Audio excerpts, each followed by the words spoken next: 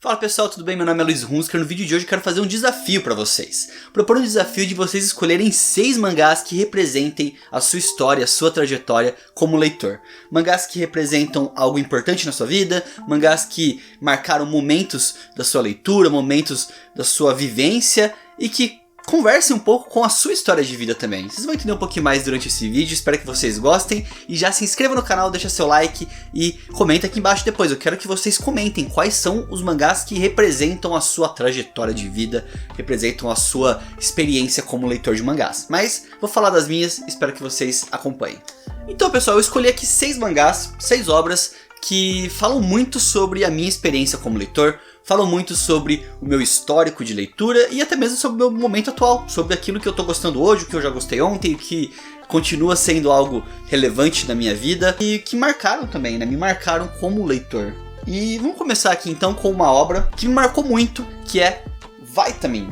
Vitamin de Keiko Suenobu é uma obra que conta a história da Sawako, uma garota que ela acaba sendo pega em uma situação muito adversa ali e acabam espalhando boatos sobre ela na escola, mas isso tudo causa um bullying tremendo na vida dela. Então a história toda é sobre essa superação do bullying dela, sobre ela vivendo e tentando se inserir socialmente, mesmo com toda essa maldade que acontece pra cima dela. Mais especificamente o bullying, aquele bullying mais agressivo, aquele bullying de atingir até mesmo a autoestima das pessoas, né? Conheço uma pessoa que tava passando por um momento parecido com esse. Muito daquilo que eu vi em Vitamin aqui, não vou falar no nível de Vitamin, que é bem pesado o que acontece na história, mas muitas coisas eu acabei relacionando e me ajudou muito a abrir meus olhos e tentar estender a mão pra essa pessoa e falar, não, essa pessoa tá precisando um pouco de ajuda talvez, né? Algo que muitas vezes a própria personagem aqui da história não tem. Eu falei, não, vamos fazer com que essa história seja diferente, deixa eu estender uma mão pra alguém aqui. Isso me marcou muito, tanto que sempre quando alguém me pergunta sobre volumes únicos, sobre mangás baratos e tudo mais, que tem uma história boa, eu sempre recomendo Vitamin. É uma história pesada, tanto que ele é pra maiores de 18 anos, né, por conta disso. É uma história bem pesadinha mesmo. Ela pode gerar alguns gatilhos, talvez, algumas sensações desagradáveis, mas é uma leitura muito importante, na minha opinião, que mudou um pouco minha forma de enxergar algumas obras, no geral, né? Enxergar como isso pode ser retratado nos mangás, e me fez ter uma visão um pouco diferente. E eu falo que Vitamin mudou um pouco a minha visão de vida até, né? A gente passa por momentos assim que a gente sempre acha coisas, normaliza algumas coisas, né? Ah, não, isso é normal, isso sempre aconteceu, isso sempre foi assim. E chegou um dado meio da minha vida que eu falei, não, tá, sempre foi assim, vamos fazer com que a partir de hoje não seja mais. Algumas coisas que até mesmo eu falava, brincava e tratava assuntos que hoje em dia eu me incomodo muito de pensar que eu fazia parte daquilo, então Vitamin ajudou a abrir um pouco essa porteira. Não foi o único, tem muitas outras obras e tudo mais que conversam um pouco com esse tema, mas Vitamin foi muito importante por conta disso. Ele foi uma obra que me ajudou a enxergar uma situação de uma pessoa, ajudar essa pessoa e também mudar um pouco a minha visão de algumas coisas que eu tinha. Partindo para a próxima aqui, é uma obra que eu sempre falo, que eu sempre panfleto. Se bobear, é o primeiro vídeo, ou um dos primeiros vídeos aqui do canal. Preciso até inclusive fazer um novo falando sobre ele, que é esse cara aqui, ó. Vagabond. Vagabond é a obra-prima de Takahiko Inoue. Não tem como falar de Vagabond sem falar de quão primoroso, de quão incrível esse mangá é. Esse mangá, ele tem uma relação muito importante com o meu conteúdo no geral, assim, do Moshiroi. Porque eu já falei várias vezes de Vagabond, eu sempre cito ele quando eu falo sobre obras que eu acho incrível, obras que eu acho que tem uma arte muito bem feita. E tudo isso se dá pelo cuidado, carinho que o Inoue coloca no seu mangá.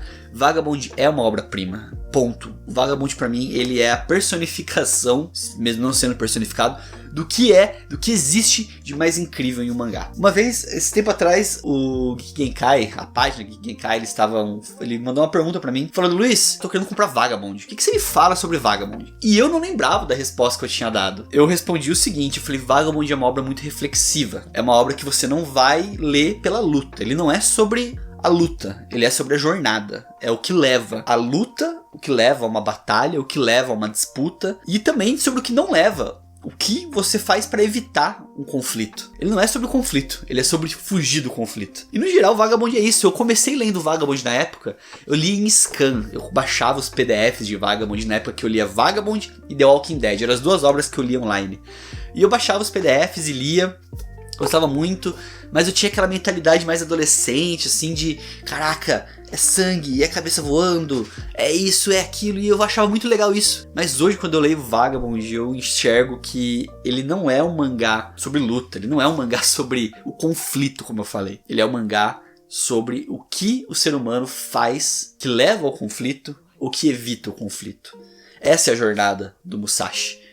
Pra quem não conhece, o Vagabond é a história sobre um samurai. Ele luta numa batalha, não ganha e ele acaba virando meio que um andarilho. Ele vira em busca de adversários e tudo mais e conta toda essa jornada. É uma história baseada em fatos reais, assim, né? É inspirado, vamos dizer assim, em fatos reais. Existiu um samurai chamado Miyamoto Musashi. Mas a história, ela conta essa jornada, essa trajetória dele de uma forma muito mais romantizada e muito bonita também. Então, Vagabond, mangá maravilhoso. Ele tem 37 volumes, ele ainda não finalizou, o Inoue não voltou a obra a escrever ainda, mas eu espero muito que ele volte qualquer dia e consiga finalizar esse mangá impressionante e incrível que é Vagabond. Vamos falar agora de uma obra que representa o meu presente, representa o meu momento atual nas leituras, representa aquilo que eu mais estou gostando de ler atualmente, que é este cara aqui, ó.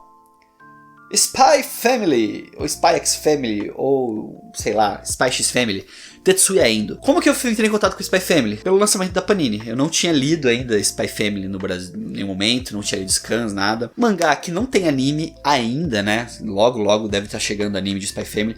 Eu fui lá, falei, cara, deixa eu ler isso aqui, vamos ver o que vale a pena. E eu me encantei, me apaixonei pelo primeiro volume. É muito incrível Spy Family. Ele é a história de espionagem, né? É um mundo fictício, onde existem dois países, né? Que estão em conflito, um conflito bem, tipo uma guerra fria, assim. A história até se passa meio que na década de 70, assim, fictícia. E esse personagem, o Twilight, ele é um espião e ele está infiltrado no país inimigo. Ele tem que conseguir buscar informações, conseguir completar a sua missão e para isso ele forma uma família falsa. Só que o que ele não sabe é que as pessoas que ele escolhe para essa família falsa, que são a Yor, que é a esposa, e a Enya, e a Enya, que é a filha, na verdade a Yor é uma assassina e a Enya é uma telepata. Então essa é a família desestruturada de Spy Family. Desestruturada no sentido de bizarrice, né? Porque eles escondem segredos um do outro, mas é muito fofo o relacionamento deles, é muito bacana ver como que eles tratam isso na história. A Enya, ela na minha opinião é um dos melhores personagens que eu já vi em um mangá até hoje. Ela é muito bem escrita, muito bem feita.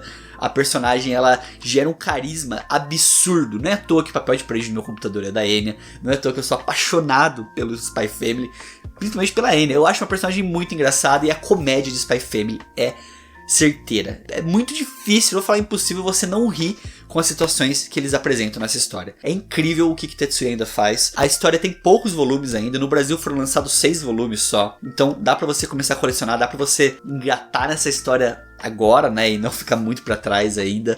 E vale muito a pena. Cada momento, cada página, cada capítulo de Spy Family é incrivelmente sensacional. Próximo aqui que representa um pouco a minha história lá atrás, quando eu comecei a entender o que eram mangás diferentes e animes diferentes, que é Monster. Monster, que foi meu primeiro contato com Naoki Urasawa, tá? Meu primeiro contato com Urasawa, primeiro contato com esta obra magnífica. E Monster foi o primeiro momento que eu li um mangá, assisti um anime e falei, caraca, dá pra fazer isso aqui em anime e mangá?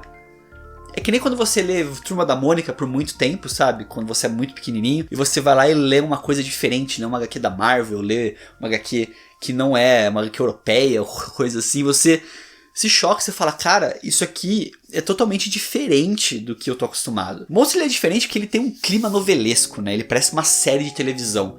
A forma da história ser contada, os personagens, as tramas, tudo isso me lembra muito uma série de TV. Tanto que eu tô impressionado que até hoje não tem uma série de Monster, daria pra fazer facilmente.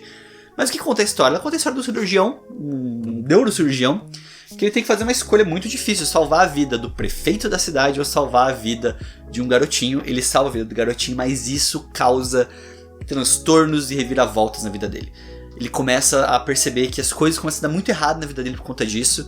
E ele decide ir atrás, fala, não, eu tenho que descobrir por que o fato de eu ter salvado a vida desse garoto acabou desestruturando totalmente minha vida. Monster já teve várias edições, já teve vários lançamentos no Brasil. Essa que eu tô em mãos aqui é o volume 1 da edição definitiva, digamos assim, né? Da edição Monster Kazemban Master Perfect Edition, que ela foi lançada pela Panini, completa em 9 volumes, tal qual estes aqui. Tem gente que vê aqui em casa e acha que isso aqui é alguma coisa de bíblia, de Barça, mas não.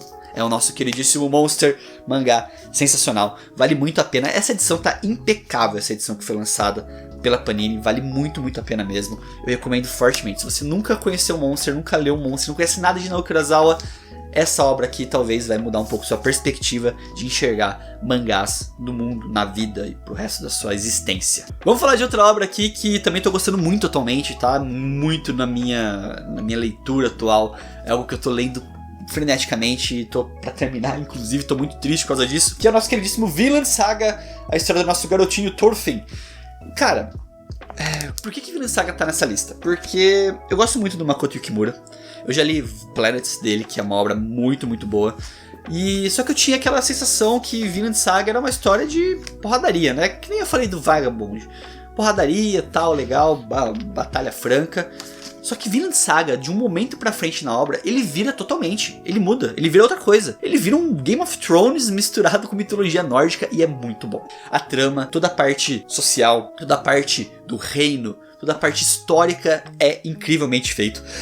E Vinland, assim, a história ela muda totalmente do volume, sei lá, 3, 4 pra frente e fica sensacional. Não que seja ruim o começo, mas não é o objetivo, dá pra perceber claramente que aquilo é um grande prólogo da história. E a história começa mesmo lá pro volume 4, 5 e é incrível, é absurdo o que Makoto Yukimura faz.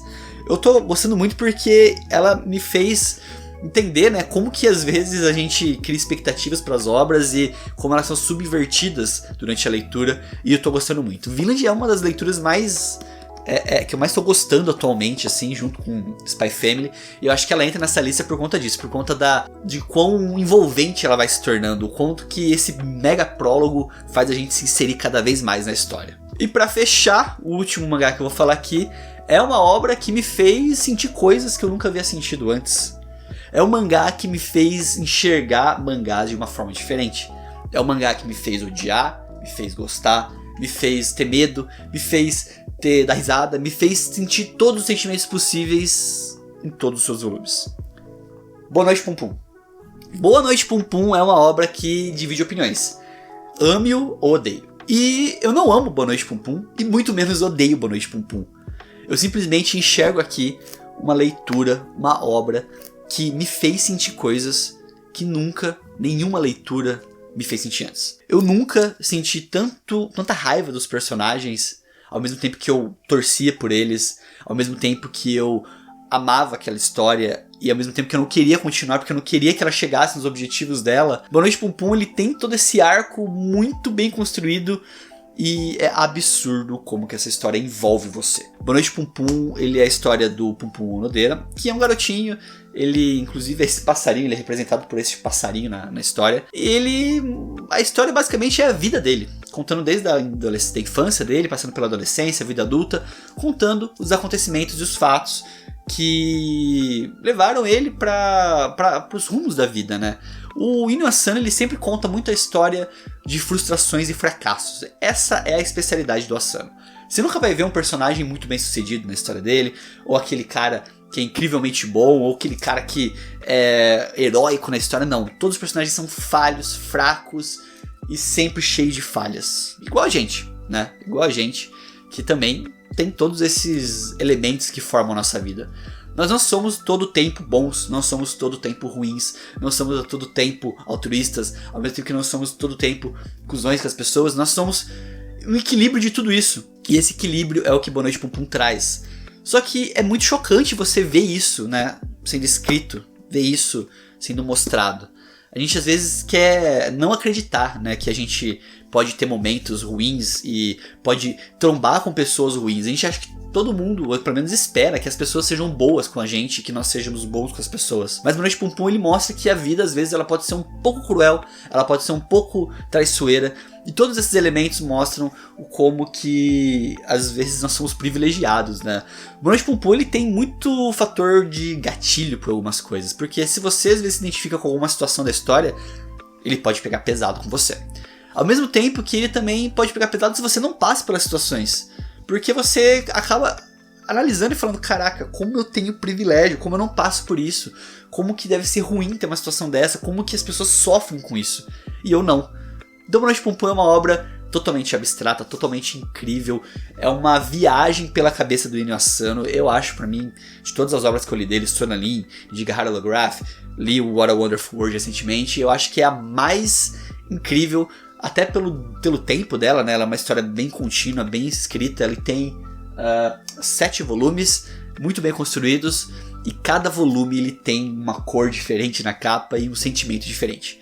O primeiro volume ele tem um sentimento, o segundo é outro, o terceiro é outro. Eles vão progredindo, se modificando e se mutando. E isso é muito incrível mesmo. Inio Asano é um mestre da escrita, na minha opinião. Eu não gosto em muitos momentos do que ele escreve, mas eu gosto muito de como ele escreve. Eu acho que isso é muito absurdo e muito incrível, pensar que existe uma pessoa que consegue colocar no papel todas aquelas coisas.